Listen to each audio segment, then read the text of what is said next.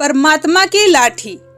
एक साधु वर्षा के जल में प्रेम और मस्ती से भरा चला जा रहा था कि साधु ने एक मिठाई की दुकान को देखा जहां एक कड़ाही में गर्म दूध उबाला जा रहा था तो मौसम के हिसाब से दूसरी कड़ाही में गर्मा गर्म जलेबियां तैयार हो रही थी।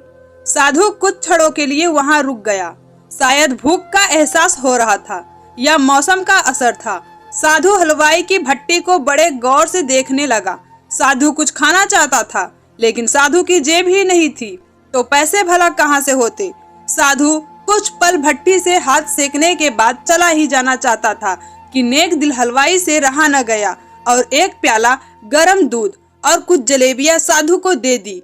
मलंग ने गरम जलेबियां गरम दूध के साथ खाई और फिर हाथों को ऊपर की ओर उठाकर हलवाई के लिए प्रार्थना की, फिर आगे चल दिया। साधु बाबा का पेट भर चुका था। दुनिया के दुखों से बेपरवाह वे फिर एक नए जोश से बारिश के गंदले पानी के छींटे उड़ाता चला जा रहा था। वह इस बात से बेखबर था कि एक युवा नव विवाहिता जोड़ा भी वर्षा के जल से बचता बचाता उसके पीछे आ रहे हैं। एक बार इस मस्त साधु ने बारिश के गंदले पानी में जोर से लात मारी। बारिश का पानी उड़ता हुआ सीधा पीछे आने वाली युवती के कपड़ों को भिगो गया। उस औरत की कीमती कपड़े कीचड़ से लथपथ हो गए। उसके युवा पति से यह बात बर्दाश्त नहीं हुई, इसलिए वह आस्तीन चढ़ाकर आगे बढ़ा और साधु को कपड़े से पकड़कर कहने लगा, अंधा है, तुझको नजर नहीं आता? तेरी हरकत की वजह से मेरी पत्नी के कपड़े गीले हो गए हैं और कीचड़ से भर गए हैं। साधु हक्का बक्का सा खड़ा था जबकि इस युवा को साधु का चुप रहना नाखुशगवार गुजर रहा था। महिला ने आगे बढ़कर युवा के हाथों से साधु को छुड़ाना भी चाहा, लेकिन युवा की आंखों से निकलती नफरत की चिंगारी देख वह भी फिर पीछे खिसकने पर मजबूर हो गई।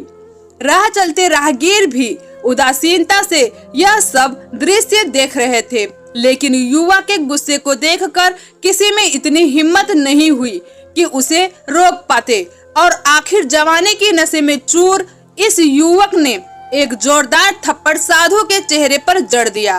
बूढ़ा मलंग थप्पड़ की ताब ना झेलता हुआ लड़खड़ाता हुआ कीचड़ में जा पड़ा।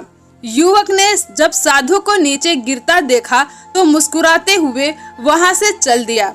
बूढ़े साधु ने आकाश की ओर देखा और उसके होठों से निकला, वह मेरे भगवान, कभी गरम दूध जलेबियां और कभी गरम थप्पड़, लेकिन जो तू चाहे मुझे भी वही पसंद है। यह कहता हुआ वह एक बार फिर अपने रास्ते पर चल दिया।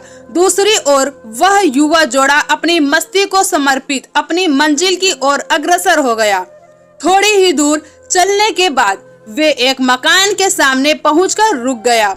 वह अपने घर पहुंच गए थे। वो युवा अपनी जेब से चाबी निकालकर अपनी पत्नी से हंसी मजाक करते हुए ऊपर घर की सीढ़ियां तय कर रहा था।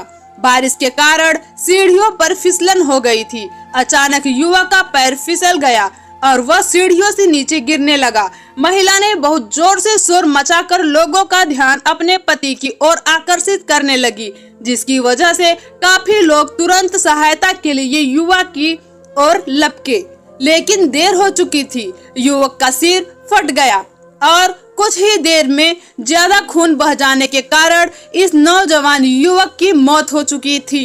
कुछ लोगों ने दूर से आते साधु बाबा को देखा तो आपस में कानाफूसी होने लगी कि निश्चित रूप से इस साधु बाबा ने थप्पड़ खाकर युवा को श्राप दिया है, अन्यथा ऐसे नौजवान युवक का केवल सीढ़ियों से गिरकर मर जाना बड़े अचंभे की बात लगती है। कुछ मन चले युवकों ने यह बात सुनकर साधु बाबा को घेर लिया। एक युवक कहने लगा कि आप कैसे भगवान के भक्त हैं जो केवल एक थप्पड़ के कारण युवा को श्राप दे बैठे। भगवान के भक्त में रोष व गुस्सा हरगिज नहीं होता। आप तो जरा सी असुविधा पर भी धैर्य न कर सके। साधु बाबा कहने लगे, भगवान की कसम, मैंने इस युवा को श्राप नहीं दिया। अगर आपने श्राप नहीं दिया तो ऐसा नौजवान युवा सीढ़ियों से गिरकर कैसे मर गया? तब साधु बाबा ने कहा, दर्शकों से एक अनोखा सवाल किया कि आप में से कोई इस सब घटना का चश्मदीद गवाह मौजूद है? एक युवक ने आगे बढ़कर कहा, हाँ, मैं इस सब घटना का चश्मदीद गवाह हूँ।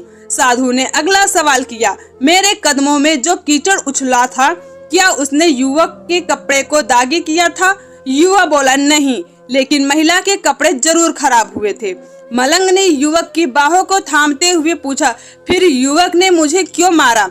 युवक कहने लगा, क्योंकि वह युवा इस महिला का प्रेमी था और यह बर्दाश्त नहीं कर सका कोई उसकी प्रेमिका के कपड़ों को गंदा करे, इसलिए उस युवक ने आपको मारा। युवा की बात सुनकर साधु बाबा ने एक जोरदार ठहाका बुलंद किया और यह कहता हुआ वहां से विदा हो गया। तो भगवान की कसम, मैंने श्राप कभी किसी को नहीं दिया, लेकिन कोई है जो मुझसे प्रेम रखता है। अगर उसका यार सहन नहीं कर सकता तो मेरे यार को कैसे बर्दाश्त होगा कि कोई मुझे मारे? और वह इतना शक्तिशाली है कि दुनिया का बड़े से बड़ा राजा भी उसकी लाठी से डरता है। उस परमात्मा की लाठी दिखती नहीं और आवाज भी नहीं करती, लेकिन पड़ती है तो बहुत दर्द देती है। दोस्तों, हमारे कर्म ही हमें उसकी लाठी से बचाते हैं, बस कर्म अच्छे होने चाहिए। तो दोस्तों, हमारी ये स्टोरी आपको कैसी लगी हमें कमेंट सेक्शन में जरूर बताएं और ऐसे ही और कहानियां सुनने के लिए हमारे चैनल को अवश्य सब्सक्राइब करें। धन्यवाद।